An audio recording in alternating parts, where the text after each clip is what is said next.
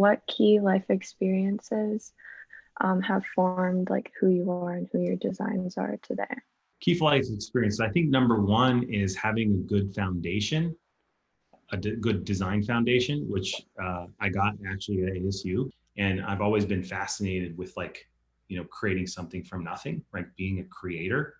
And so even when I was a kid, I would take apart things and see how they worked and work with my hands. And so I've applied a lot of those learnings in understanding how things work and understand how people interact with things to design. So How did you become passionate and involved in design? I think I became passionate involved in design by first designing out things that I was super interested in, right? Like being involved with projects that um, I had a personal interest in, right? And then I got to the point where I fell in love with those personal projects, but after a while, I was able to fall in love with just the process of design, right? What are your core values and how are they reflected in your practice? My core values, one of the most important is people, the world will pay you what you're worth, right?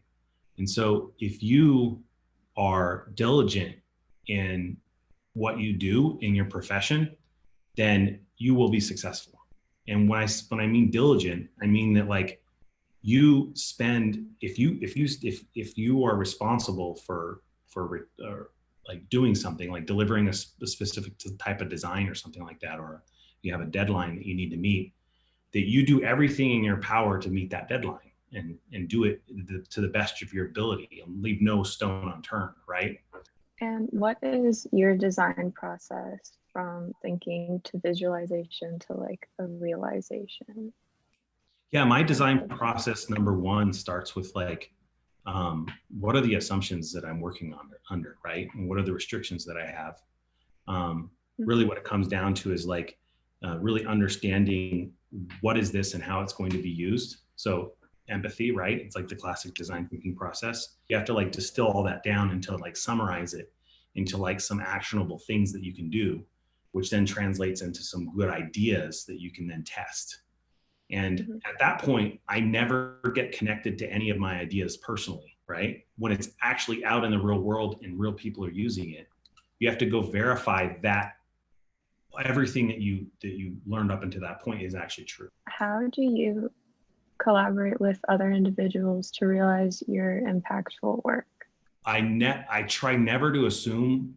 I go into an argument assuming that I am right, but being willing to change my mind in a split second if any evidence is presented to me that my idea is wrong. Do you know what I mean?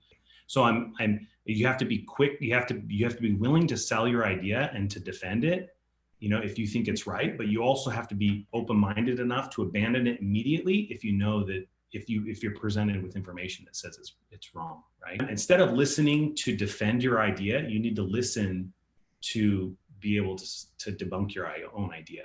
Where do you see design going? Where do I see design? I have a very positive, outlook for just design in general and the future of design. So you have these amazing technologies and we have these huge problems, and they're trying to make it combine that with what humans really need. And that's really difficult. And that's exactly where designers come in, right? What are the biggest design challenges you face? Some of the biggest design challenges I face are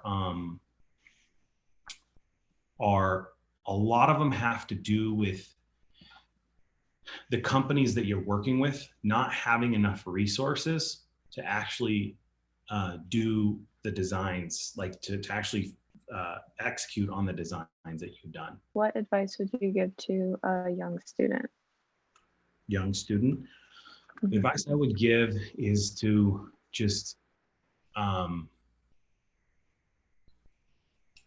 absorb as much as you possibly can about design, and not just UX design, but any design discipline, because you can learn a lot from architecture, from industrial design, interior design, from landscape architecture design. I mean, there's just so many different design disciplines that you can learn from and that you can draw from.